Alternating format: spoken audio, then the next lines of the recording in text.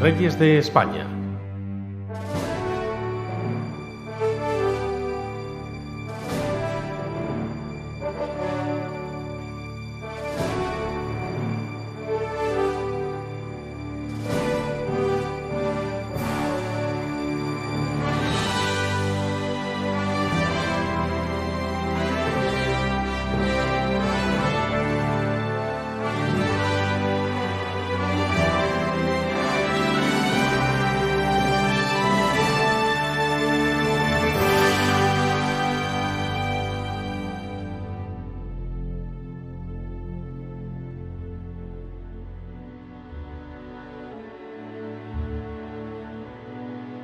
Siendo objetivos con la historia, deberíamos decir que el primer rey de España fue el visigodo Eurico.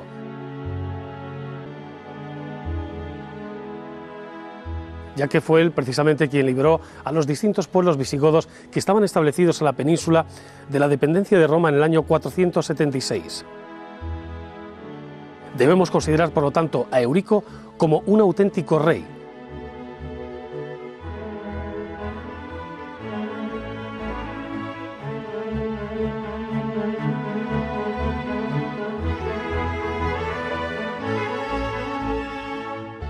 Un hombre con un talento político enorme, que fue el primero en publicar un tratado legal, el Codex Euricianus, que sirvió precisamente para regular y unificar las distintas leyes en el territorio que hoy conocemos como Península Ibérica.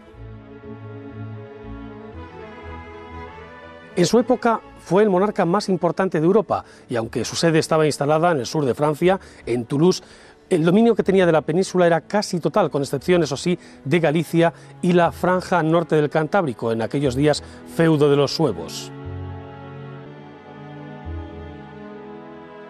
Los siguientes reyes visigodos mantuvieron en mayor o menor medida su legado, hasta la invasión de las tropas musulmanas que accedieron a la península desde el norte de África en tiempos del rey Rodrigo.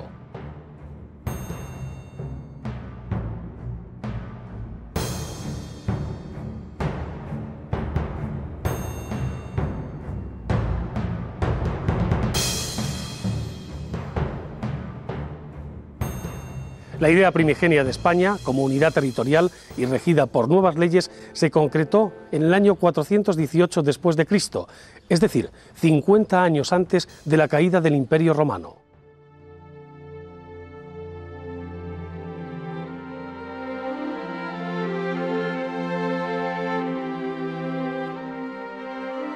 Los Reyes Católicos. El nacimiento de una nación.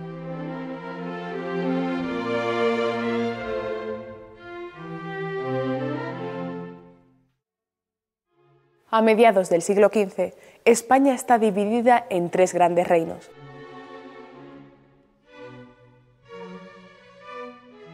Castilla, resultado de la unión de los reinos de Castilla, León y Galicia; Aragón, formado por Aragón, Valencia y Cataluña; y el Reino de Navarra. Sin olvidar el último reducto de la presencia árabe en el territorio español, el Reino Nazarí de Granada, que comprende la actual Andalucía Oriental. Fernando e Isabel logran fundar una monarquía basada no en la conquista y sometimiento de los reinos, sino en la unión de los mismos para configurar la nación que hoy conocemos como España.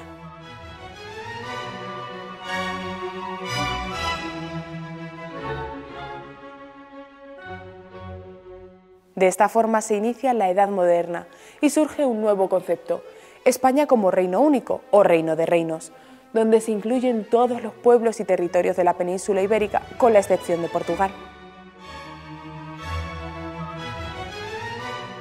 Bueno, hablar de unión de reinos es un poco complejo, porque en realidad lo que había es un fenómeno de vinculación. El hecho de ser ella reina bueno, heredera, porque cuando se casa no es todavía reina, de la corona de Castilla, y él posteriormente heredero de la corona de Aragón, lo que hace es pensar que ambos reinos iban a hacer una política conjunta y sobre todo que el descendiente, el hijo de ambos, iba a ser rey al tiempo de la corona de Castilla y de los territorios de la corona de Aragón.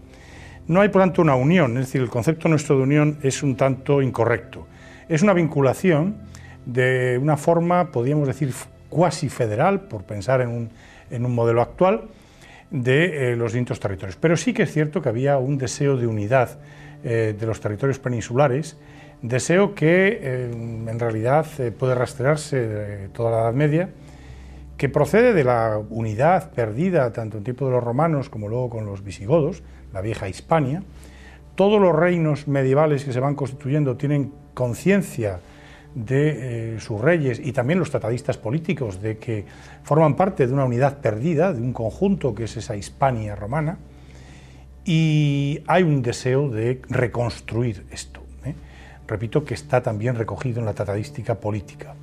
Isabel aspira, igual que otros reyes, también los reyes de Portugal en algún momento aspiran a ser la cabeza de esta vinculación, que básicamente por la vía del matrimonio, por la vía del enlace dinástico, haga que los descendientes de reyes de dos territorios distintos, pues el descendiente sea rey de ambos territorios. De forma que el concepto de unión no es correcto, sería el concepto de vinculación. Pero sí que existe esa idea de hispanidad, sí que existe esa idea de conjunto común y sí que existe una aspiración a la unidad, que comparte Isabel con Fernando. No es que sea por encima de su marido. Ambos aspiran a esa unidad y por eso la política luego de ambos va a ser una política en ese sentido armónica.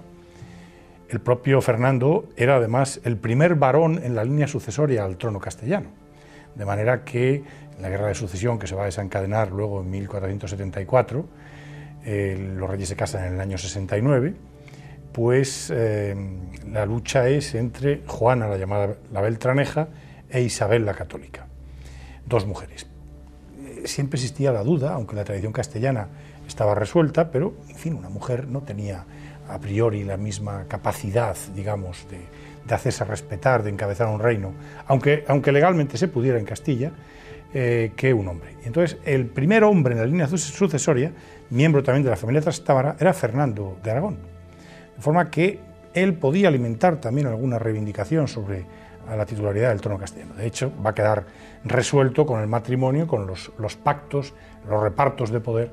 Pero repito, aquí no hay ningún tipo de superioridad, de que ella tuviera un afán unionista o un afán de vinculación, de encabezarla una vinculación de territorios en España superior al de él. Yo creo que ambos comparten ese deseo de todos los reyes de los reinos medievales castellanos de reconstruir la vieja unidad a través de la vía de la vinculación.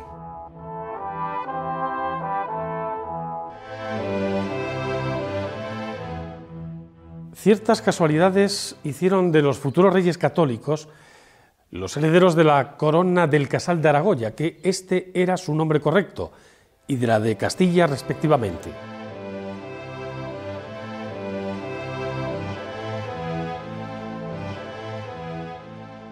Desde sus primeros años de vida siempre estuvieron presentes en las conjeturas que se manejaban en la corte para un posible matrimonio que afianzase la idealizada unión de reinos.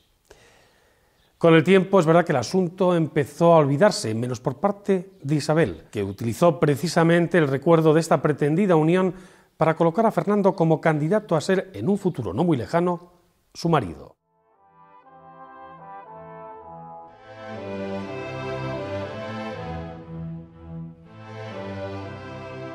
De esta forma se consiguió unir a las dos coronas más importantes y con ello lograr la cohesión territorial de los reinos hispanos.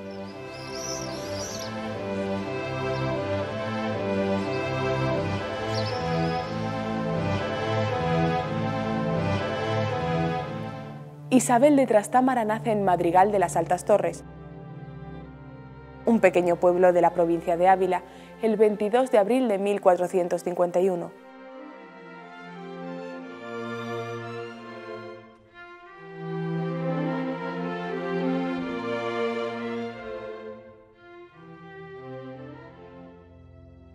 Hija de Juan II y de su esposa portuguesa, doña Isabel de Aviz.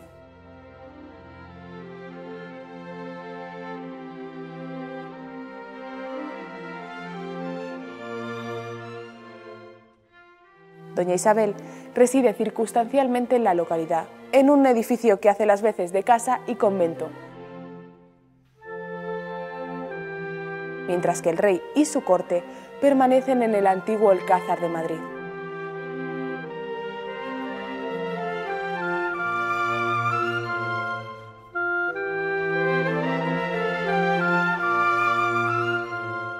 Hasta su nacimiento, las posibilidades sucesorias del rey se limitan a su hijo Enrique, fruto de su anterior matrimonio con su prima María de Aragón.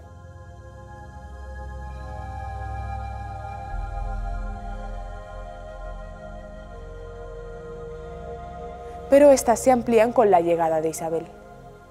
A la recién nacida se le pone el nombre de su madre, Isabel, muy común en tierras lusitanas, pero bastante raro hasta entonces en la corte de Castilla. 2 años más tarde, al nacer su hermano Alfonso, tercer hijo de Juan II, Isabel pasa a una tercera línea sucesoria, por detrás de sus 2 hermanos varones, Enrique y Alfonso, y de los posibles descendientes de estos, según es norma en la monarquía castellana de la época.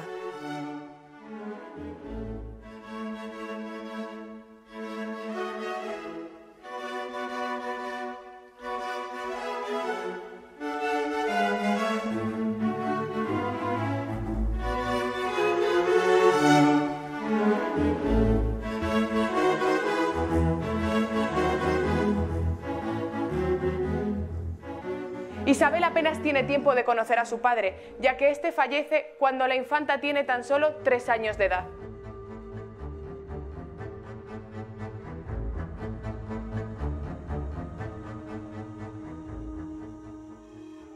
Poco antes de morir, el rey deja dispuesta en su testamento su línea sucesoria, en la que establece que en el caso de que sus hermanos fallezcan sin descendencia legítima, Isabel será nombrada heredera legítima de la corona.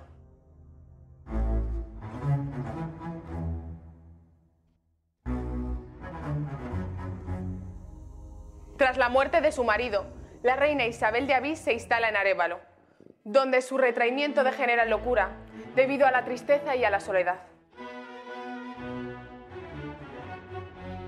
El destino le reserva así una cruel paradoja a Isabel, ya que con el tiempo se verá condenada a ser hija y madre de loca. Es en Arévalo donde se fragua la educación y la personalidad de la infanta Isabel.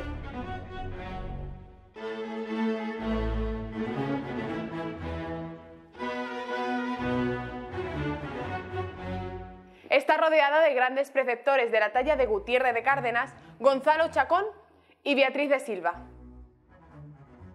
dama de compañía de su madre, que posteriormente subiría a los altares como Santa Beatriz de Silva, fundadora de las Concepcionistas. También establece una gran amistad con una de las mujeres más singulares de su época, Beatriz de Bobadilla.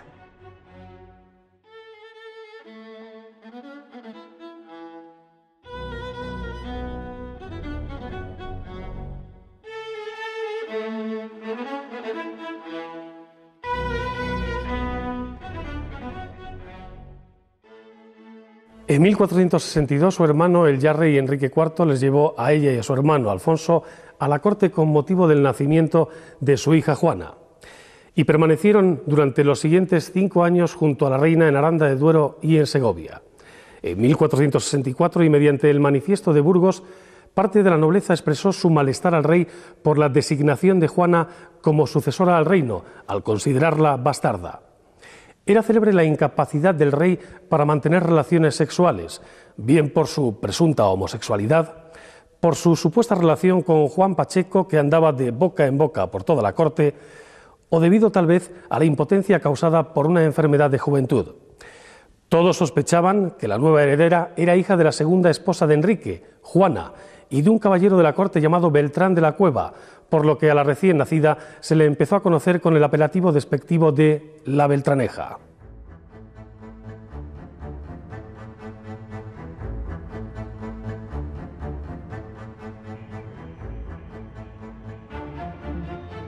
El 5 de junio de 1465 se produce lo que con el tiempo se conocería como la farsa de Ávila,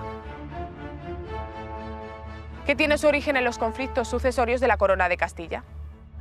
Algunos nobles castellanos y miembros de la Iglesia, partidarios de que Alfonso herede la corona de Castilla, levantan un escenario en las murallas de Ávila, donde colocan un monigote que representa al rey Enrique, ataviado con las galas propias de su rango: corona, cetro y espada. Don Alonso Carrillo, arzobispo de Toledo, es el primero en acercarse al muñeco y de un golpe le arrebata la corona. A continuación, el marqués de Villena hace lo propio con el cetro y, por último, el conde de Plasencia le arranca de los brazos la espada. El resto de nobles presentes se abalanzan sobre el muñeco derribándolo y golpeándolo con saña. La Iglesia y la nobleza castellana muestran con ese acto su interés de que sea el infante Alfonso quien herede el reino de Castilla. La guerra es inevitable.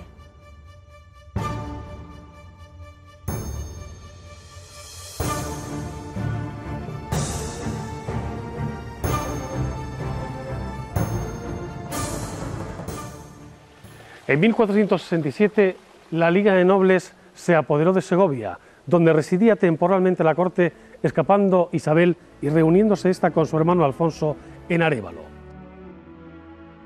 En marzo de 1468, ambos marcharon a Ávila, ciudad leal a su causa, para desde allí seguir luchando por los derechos de sucesión de Alfonso. Pero en Cardeñosa, un pueblo cercano a Ávila, Alfonso murió súbitamente. Algunos dicen que envenenado. A partir de ese momento fue Isabel la que se convirtió en candidata al trono de Castilla, iniciando las negociaciones con el rey para buscar una salida pacífica al conflicto. Esta llegó con el pacto de los toros de Guisando, mediante el que se reconocía a Isabel como heredera legítima al trono.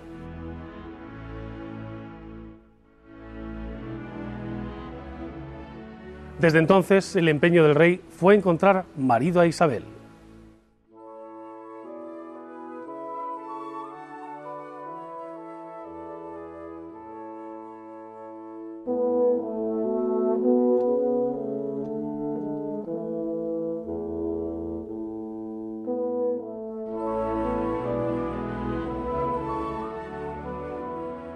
Enrique ya ha ofrecido la mano de Isabel a Juan II de Navarra, para su primogénito el príncipe Carlos.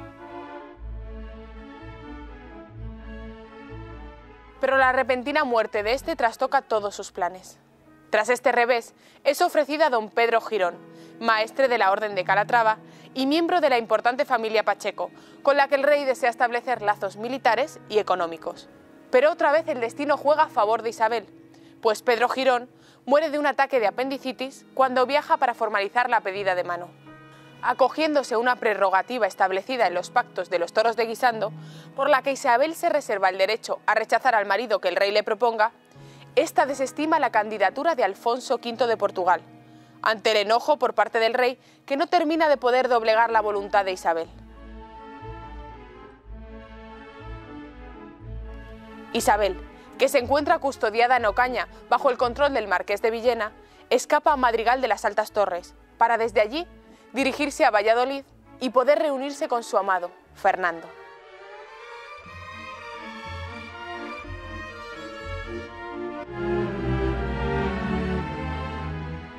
Las capitulaciones para el matrimonio entre Fernando e Isabel se habían firmado en secreto en Cervera y solo estaban a expensas de recibir la bula papal, ya que ambos eran parientes en grado de primos segundos. Gutiérrez de Cárdena y Alonso de Palencia fueron en busca de Fernando, recién nombrado rey de Sicilia y heredero al trono de Aragón. Entraron en Castilla con Fernando disfrazado de mulero para burlar así la vigilancia de Enrique.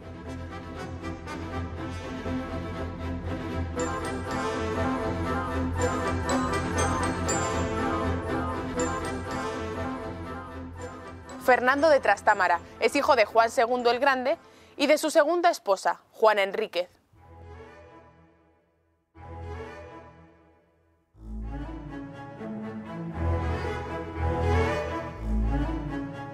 Nace en Sos, un pequeño pueblo de Aragón, el 10 de marzo de 1452.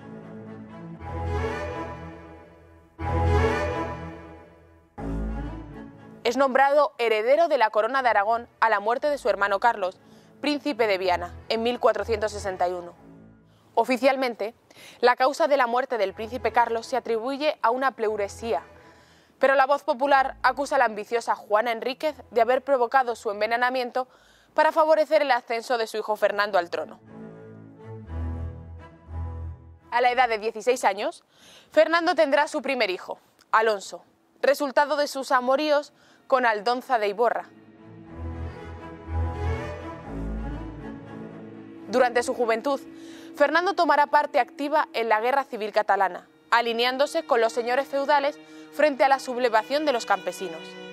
Además, se familiariza con el funcionamiento de la administración del Estado y con las intrigas políticas, verdadero poder fáctico en la corte. Tras el fallecimiento de su primo, Alfonso de Castilla, el padre de Fernando, Juan II de Aragón, pone todo su empeño en formalizar el matrimonio de su hijo con Isabel, con el fin de unir ambas coronas. Este deseo es compartido por la propia Isabel, lo que facilita en gran manera el acuerdo prematrimonial.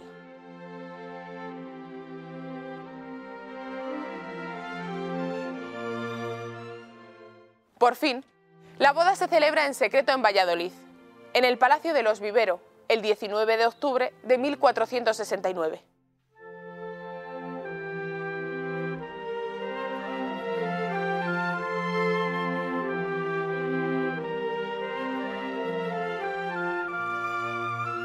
Del matrimonio nacerían 5 hijos.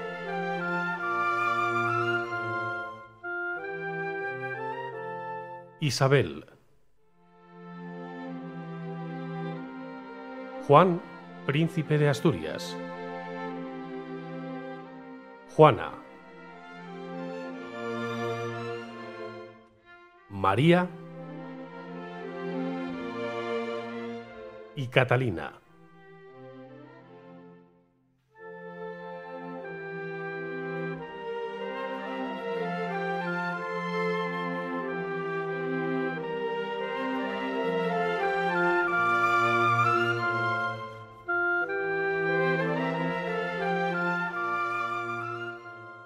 Enterado Enrique IV de este hecho, montó en cólera ante tamaña ofensa y decidió, mediante la declaración de Valdelozoya, volver a nombrar a su hija Juana sucesora legítima del reino.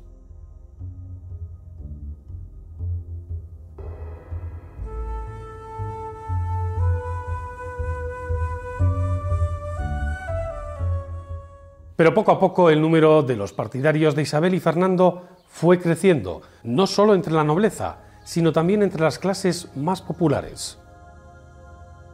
Entre dichos partidarios se encontraba el almirante de Castilla, don Fadrique Enríquez, al que se le unieron las ciudades de Ávila y Sepúlveda, también las provincias vascongadas, Borgoña, Roma y especialmente la poderosa familia Mendoza.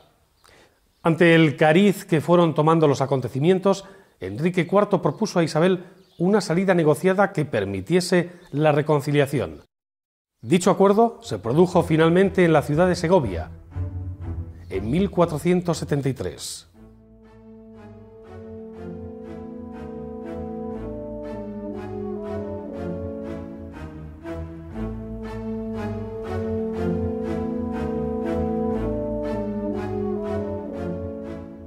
El 11 de diciembre de 1474 fallece Enrique IV sin haber hecho testamento. Isabel, acogiéndose entonces al Tratado de los Toros de Guisando, aún vigente, se autoproclama reina de Castilla el 13 de diciembre en la ciudad de Segovia. Esta autocoronación se produce estando ausente Fernando, ocupado en asuntos concernientes a la corona de Aragón, y sin que Isabel, y esto es importante, le haya informado previamente de esta autoproclamación. Este hecho provoca entonces en los cónyuges su primera gran crisis. Será el cardenal Mendoza quien resuelva esta crisis precisamente con la firma de la llamada Concordia de Segovia, en la que se especificaron las competencias de cada uno de los monarcas, siendo nombrada Isabel como reina y propietaria de Castilla, y recibiendo entonces Fernando el título de rey, estableciendo que en ausencia de uno de ellos, el otro poseía entonces la capacidad y el derecho de resolver cualquier asunto en cada uno de los dos reinos. Tanto monta tanto Isabel como Fernando. Será a partir de entonces su lema.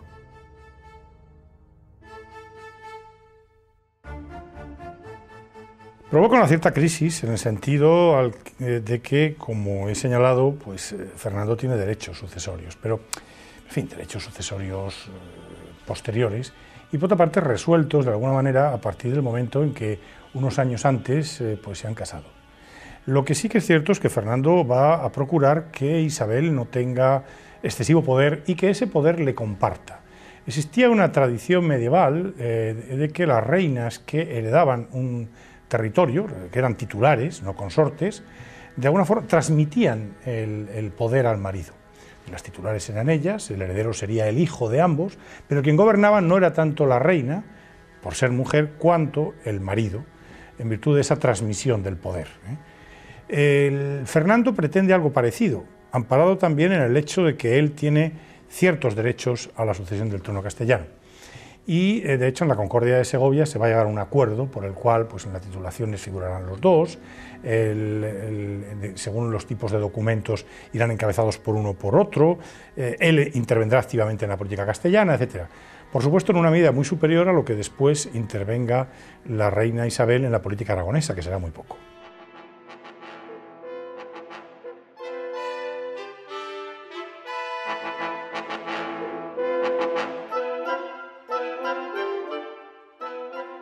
En mayo de 1475 el rey Alfonso V de Portugal invadió Extremadura con un ejército de 14.000 soldados y 6.000 jinetes, uniéndose a las tropas del marqués de Villena, que hasta entonces era el custodio de Juana la Beltraneja. Mientras tanto, en Plasencia, Alfonso V de Portugal se casaba con su sobrina Juana la Beltraneja, de tan solo 12 años de edad, sin la preceptiva dispensa papal, y se autoproclamaban reyes de Castilla.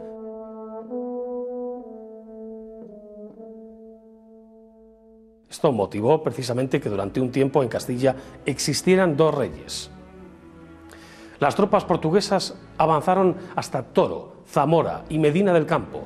Francia apoyaba al rey de Portugal, mientras que la causa de Isabel y Fernando la respaldaban las Vascongadas, Aragón y especialmente Roma.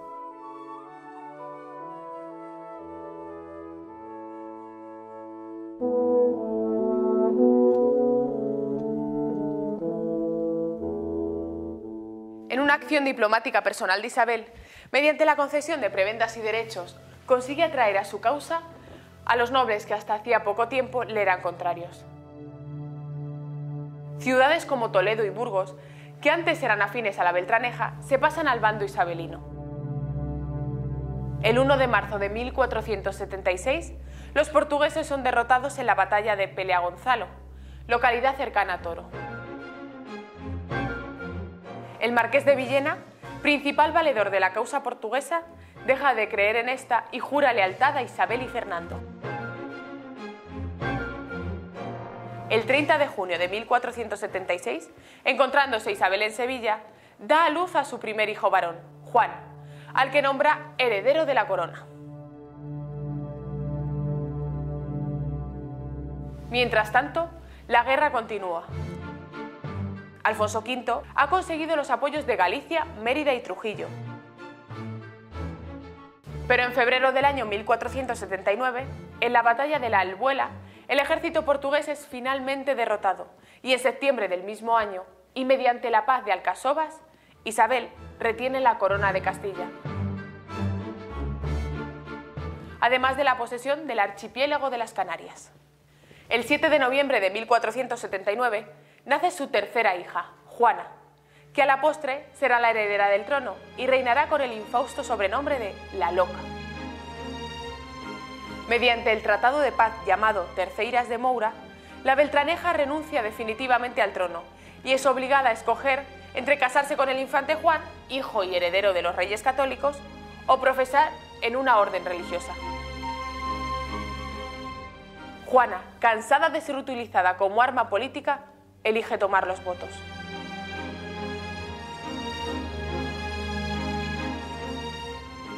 No obstante, durante el resto de su vida, seguirá afirmando como yo, la reina.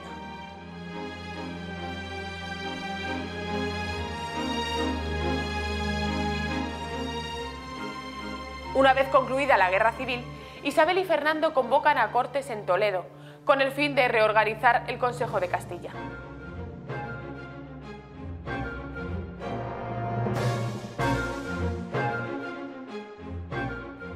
Los reyes católicos se dieron cuenta de que la mayor amenaza para su reinado provenía de los propios nobles y para preservarse de su poder crearon una serie de medidas entre las que destacaban las siguientes: la creación de la Santa Hermandad, una milicia instituida originalmente para combatir los abusos de los nobles y constituida en un auténtico ejército interior permanente; la renovación de la administración de justicia, con capacidad para crear jurisprudencia allá donde fuera necesario; la derogación del derecho de algunos nobles para acuñar su propia moneda, formalizándose el uso de la moneda común y creándose normas para el comercio. Además, se instituyó, en connivencia con la Iglesia de Roma, el cuerpo de la Santa Inquisición, con el fin de mantener la pureza de la religión y defenderla de los herejes. Aunque realmente el principal cometido del Santo Oficio fue la persecución de los falsos judíos conversos, los conocidos marranos. La Inquisición se convirtió en un instrumento del poder secular, que lo empleó más como arma política que como defensa de la ortodoxia cristiana. Otra medida adoptada fue la abolición de los títulos de maestres de las órdenes religiosas y militares, cuya dirección pasó a manos de los propios reyes.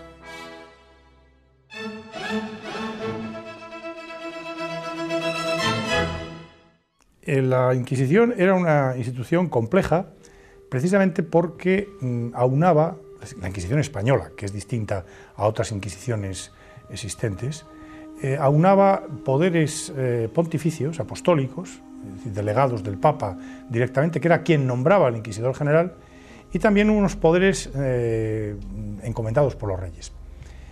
¿Cuál de los dos aspectos predomina? Es difícil decirlo, hay una lucha permanente, pero quizá lo que caracteriza en relación con otras inquisiciones, las inquisiciones episcopales, la Inquisición existente en Roma, etc., a la Inquisición española es la presencia del poder real. En realidad, la Inquisición se crea por los deseos de los reyes, esencialmente Fernando el Católico, de controlar la ortodoxia católica, evitar las desviaciones producidas en el mundo de los conversos, los cristianos nuevos de origen judío, pero sobre todo también como un gran instrumento de centralización y de difusión del poder real. La Inquisición es un gran mecanismo de afirmación, de reforzamiento, de centralización del poder real. De hecho, pocos años después de creada la Inquisición, el Papa que había concedido la bula de creación se asusta ante los primeros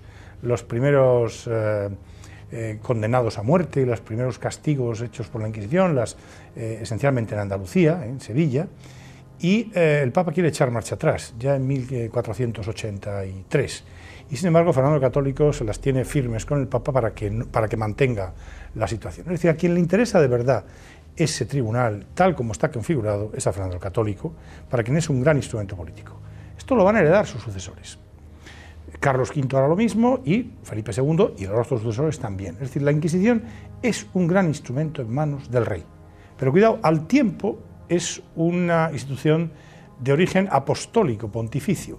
El inquisidor general es nombrado y recibe recibe una jurisdicción directamente del Papa. De manera que se produce ahí una mezcla compleja que hará que la Inquisición, en algunos momentos, algún autor ha dicho que está en un limbo jurídico, porque frente a las presiones del rey está la posibilidad de recurrir a ese poder delegado del Papa. Frente a los intentos de control por parte de Roma está la posibilidad de ampararse en el poder real. De manera que esto va a ser uno de los elementos que permita a la Inquisición jugar y tener un campo de actuación bastante claro, al situarse en medio de los dos poderes.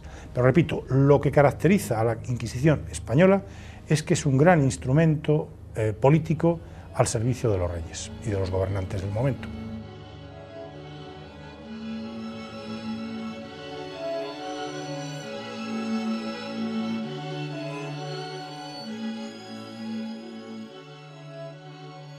En 1481, el gobierno musulmán de Granada, hasta entonces reino tributario, se subleva rompiendo la relación de vasallaje que mantenía con la corona de Castilla.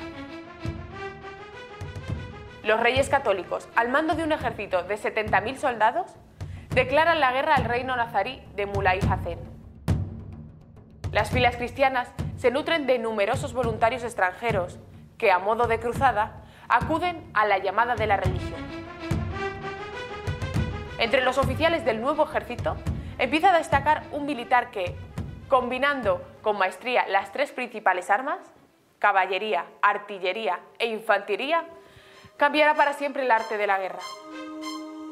Ese militar no es otro que Gonzalo Fernández de Córdoba, apodado el Gran Capitán.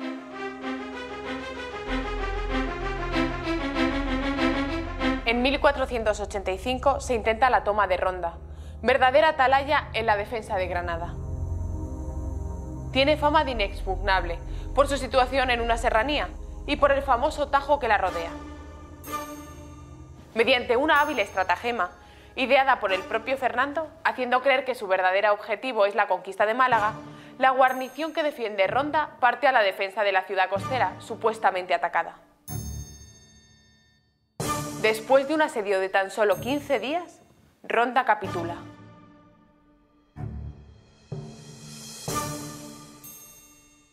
Cientos de cautivos cristianos son liberados, integrándose en las filas del ejército de los reyes y acrecentando el desánimo entre los defensores de Granada. El 18 de agosto de 1487, y tras un asedio de 3 meses, las tropas cristianas entran en Málaga y por fin la ciudad se rinde.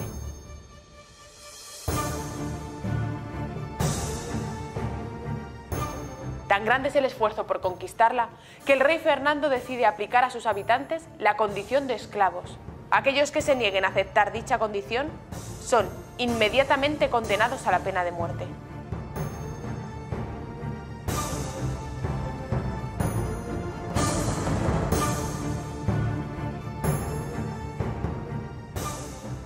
A continuación van cayendo otras ciudades como Vélez, Mojácar, Mijas, Baza, Guadix o Almería.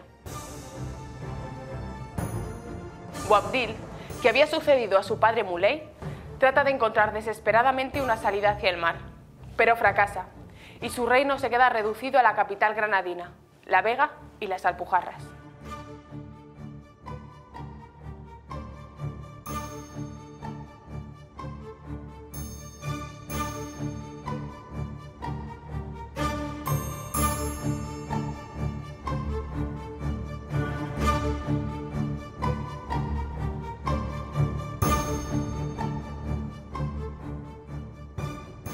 Estando en estas lides, el cardenal Mendoza y el confesor de la reina, fray Hernando de Talavera, presentaron a esta un navegante genovés de nombre Cristóbal Colón, quien buscaba financiación para encontrar nuevas rutas comerciales con las Indias Orientales.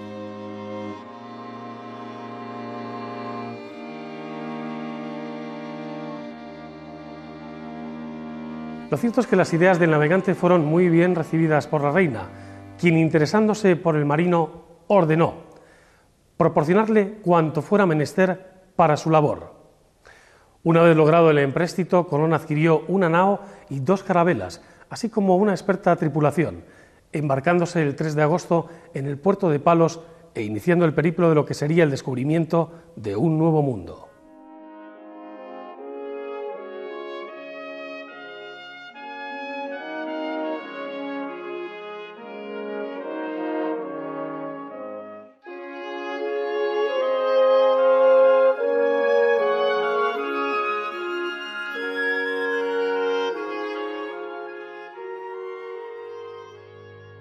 Ante la imposibilidad de resistir por más tiempo al asedio de Granada y la avalancha de refugiados que entran en la ciudad, Boabdil rinde la plaza el 2 de enero de 1492.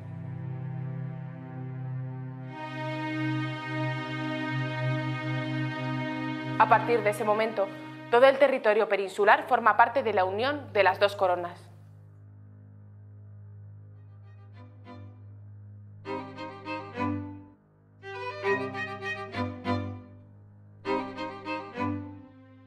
Como represalia a la acogida que las ciudades judías dispensaron a los invasores árabes en el siglo VIII, los reyes católicos ordenaron, mediante un edicto, la expulsión ese mismo año de aproximadamente 200.000 judíos, porque, según sus palabras, siempre constituyeron un peligro perpetuo para la independencia y seguridad de la nación.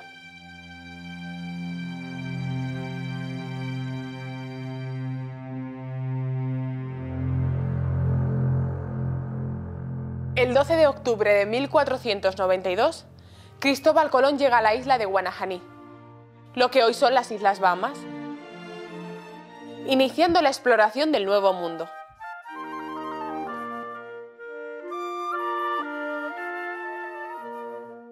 En este mismo viaje descubriría otras islas como La Española, hoy Santo Domingo, y Juana, la actual Cuba.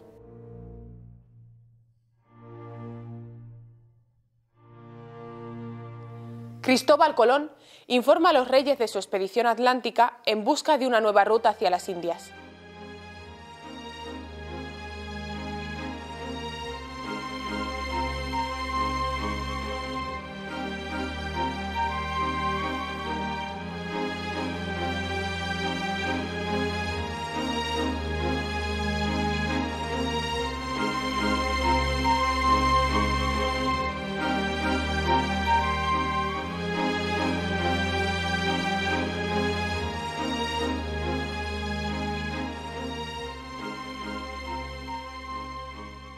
El genovés regresa a España el 15 de marzo de 1493, al mismo puerto del que salió, Palos, desde donde marchará inmediatamente hacia Sevilla. Estando en Sevilla recibe carta de los reyes, en los que se menciona a Colón como nuestro almirante del mar océano, virrey y gobernador de las islas que se han descubierto en las Indias. Colón emprende viaje a Barcelona, llevando consigo 7 indios y otros presentes exóticos. Llega a Barcelona a finales de abril y es recibido en el Palacio Real Mayor de la ciudad.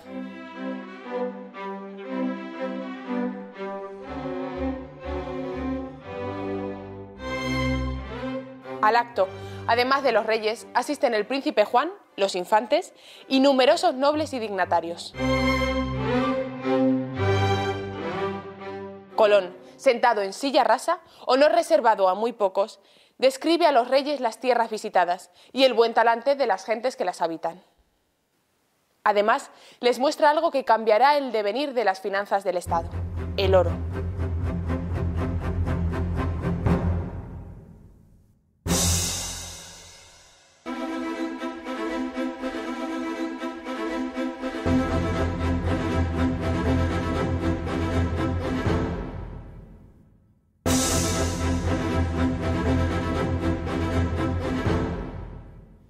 En 1493 se firma con Francia el Tratado de Barcelona, por el cual el Rosellón y la Cerdeña son devueltas a la Corona de Aragón.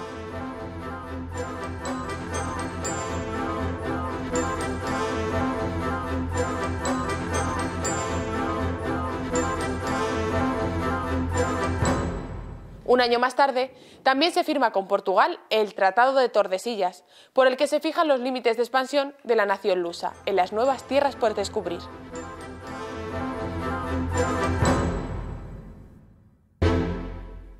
Se reparte además el océano entre las dos potencias descubridoras.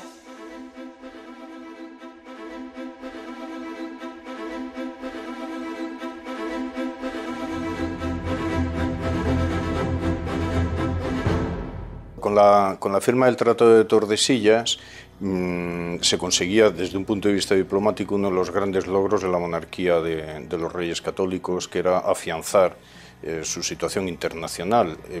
No hay que olvidar que el Tratado de Tordesillas se firma entre el rey más poderoso, que es el rey de Portugal, y unos reyes que empiezan a apuntar maneras. Bueno, después de la conquista de Granada ya, por supuesto, nadie puede poner en duda que es una gran monarquía la que está en marcha.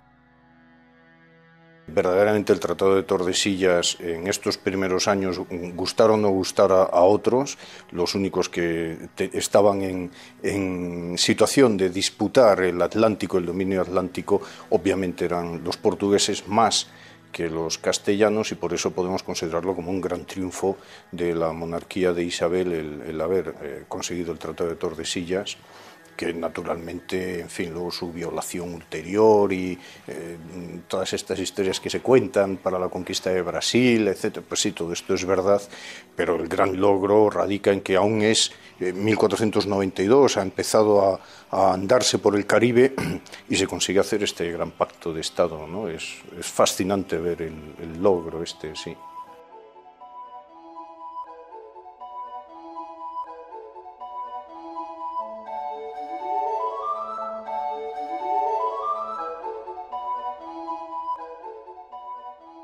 En esta época, Isabel ya tiene 43 años y según descripciones de quienes la conocieron es de estatura prócer y un tanto corpulenta, pero de rostro agraciado y aparenta bastante menos años de los que en realidad tiene. Aunque de edad madura para su tiempo, la reina manejó con firmeza los destinos de la corona, tomando decisiones incluso por encima de la autoridad de su propio esposo. En el mes de febrero de 1495, Francia, que empezaba a verse aislada en el panorama internacional, busca un golpe de efecto con la invasión del Reino de Nápoles, en manos de la Corona de Aragón. El sistema de alianzas matrimoniales ideado por los reyes católicos tiene como objetivo aislar a Francia. Por este motivo, la infanta Juana se casa en Flandes con Felipe I el Hermoso. La hermana de este, Margarita de Habsburgo, hace lo propio con el príncipe Juan, heredero de la corona de Castilla.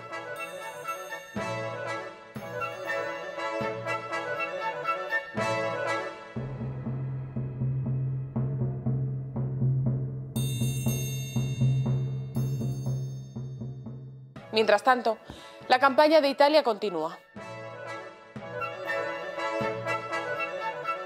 Gonzalo Fernández de Córdoba, el gran capitán, en una brillante acción militar, recupera para la corona el reino de Nápoles.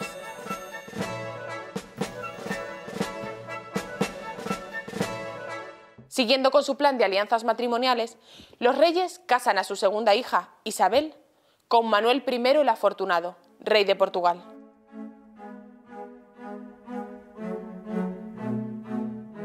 Juan, casado con Margarita de Habsburgo, muere, según cuenta la leyenda, por un exceso de fogosidad de su esposa. La reina Isabel, muy afectada por el luctuoso suceso, entra entonces en una preocupante depresión, que la aleja momentáneamente de sus deberes como monarca. Reunidas las Cortes de Toledo, nombra heredera del trono a la infanta Isabel, en contra de las aspiraciones de Felipe el Hermoso, que reclama para sí tal título por su condición de esposo de la infanta Juana.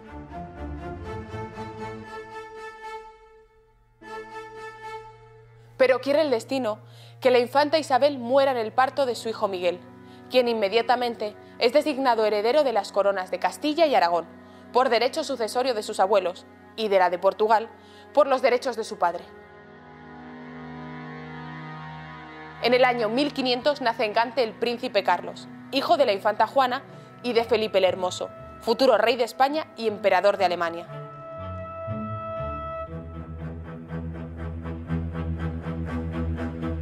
Nuevamente, el destino mueve sus cartas y juega con la sucesión a la corona.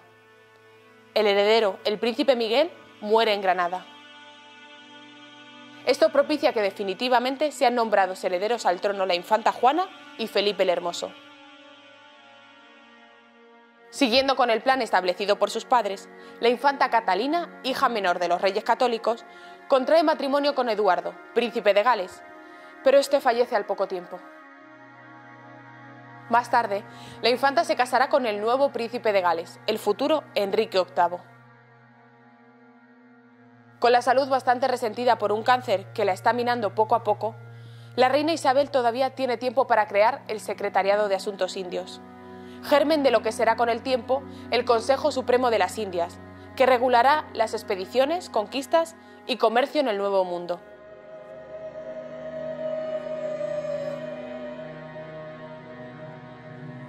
El 26 de noviembre de 1504, la reina Isabel muere en el Palacio Real Testamentario de Medina del Campo.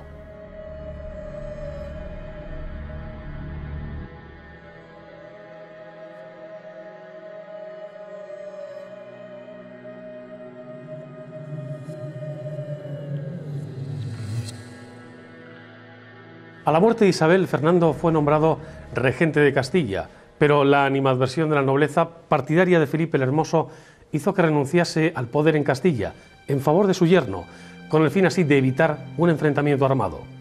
Por los acuerdos alcanzados en la Concordia de Villafáfila, una localidad zamorana, Fernando se retiró a Aragón y su hija Juana fue nombrada reina de Castilla, compartiendo el trono con su marido Felipe. Sin embargo, a la muerte de Felipe el Hermoso y ante la incapacidad manifiesta de su hija Juana, aceptó de nuevo la regencia de Castilla. Fernando contrajo nuevas nupcias con Germana de Foix en 1505, con la que además tuvo un hijo, Juan, que de no haber muerto a temprana edad hubiera llegado a ser rey de Aragón.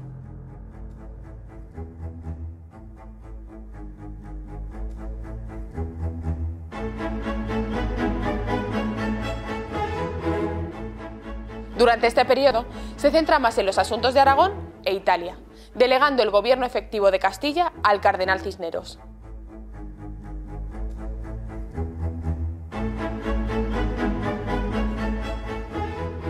Mediante testamento deja todas sus posesiones a su nieto, Carlos de Gante, futuro Carlos I.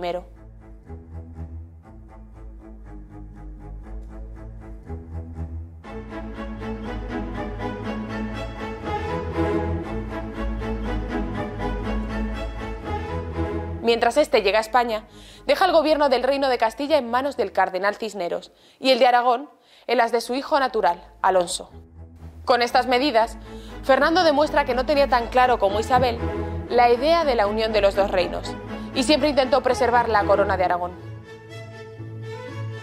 El 25 de enero de 1516, Fernando, cuando se dirige al capítulo de las órdenes militares de Calatrava y Alcántara, que se celebran en el monasterio de Guadalupe, muere en Madrigalejo, Cáceres.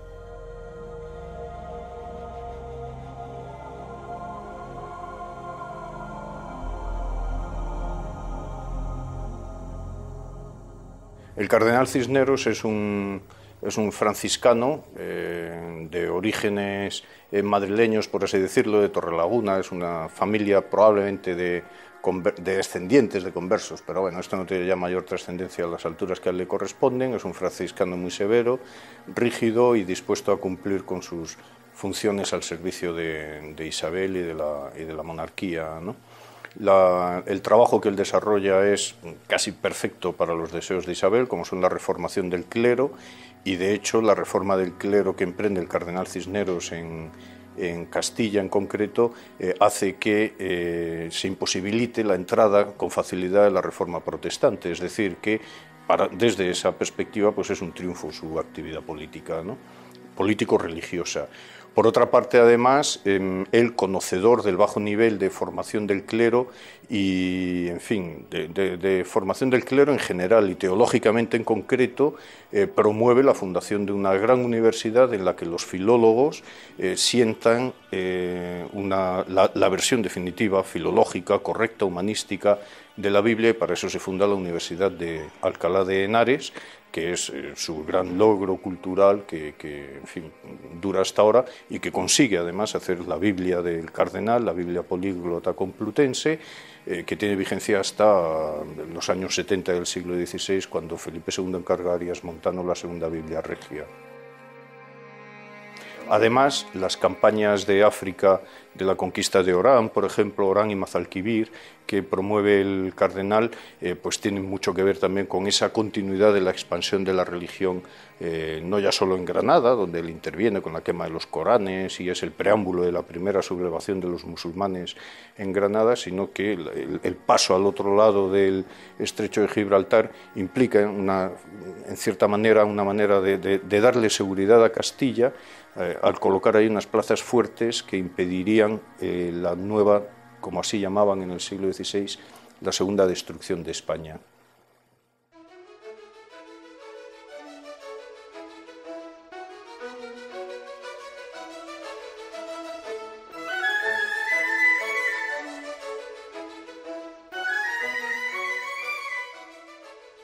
El reinado de los Reyes Católicos inició un florecimiento cultural innegable.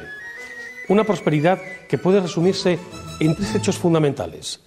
Apareció la primera gramática de la lengua castellana, creada por Antonio de Nebrija y editada en 1492.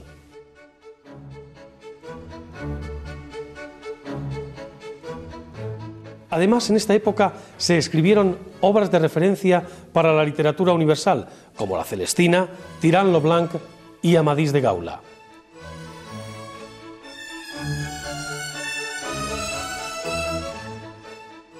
Y se creó la Universidad de Alcalá de Henares, donde se editó su célebre Biblia políglota. Todos estos logros fueron obra del propio cardenal Cisneros.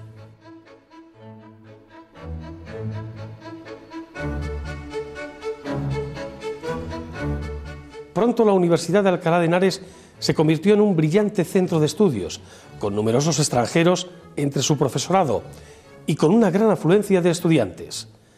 Se desarrolló también un estilo arquitectónico propio durante su reinado, que hoy conocemos como estilo isabelino.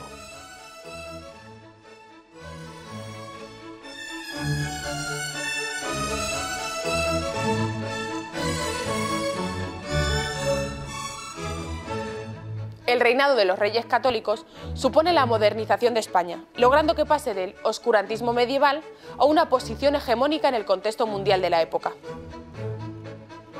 Isabel y Fernando, con gran visión de futuro, han conseguido ampliar las fronteras de España hacia Europa y América. Fronteras que sus descendientes fortalecerán y ampliarán hasta el punto de consolidar uno de los mayores imperios de la historia.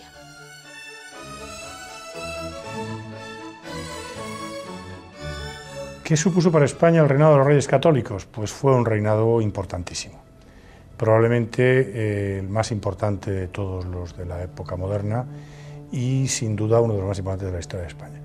Ellos concluyen la etapa de la Reconquista. De los 5 reinos que existían en España a mediados del siglo XV, ellos logran unir en su corona 4 de estos territorios, con la conquista de Granada y luego la anexión de Navarra, previamente la vinculación entre Castilla y Aragón, y luego establecen las bases para la posible futura unidad también de Portugal. De manera que ellos ponen ponen fin, digamos, a ese proceso de reunificación, de reconstrucción de la vieja Hispania, que había suscitado las ambiciones de muchos reyes y que postulaban muchos tratadistas políticos en la época medieval. Aparte de eso, ellos inauguran la pujanza de España en la política internacional.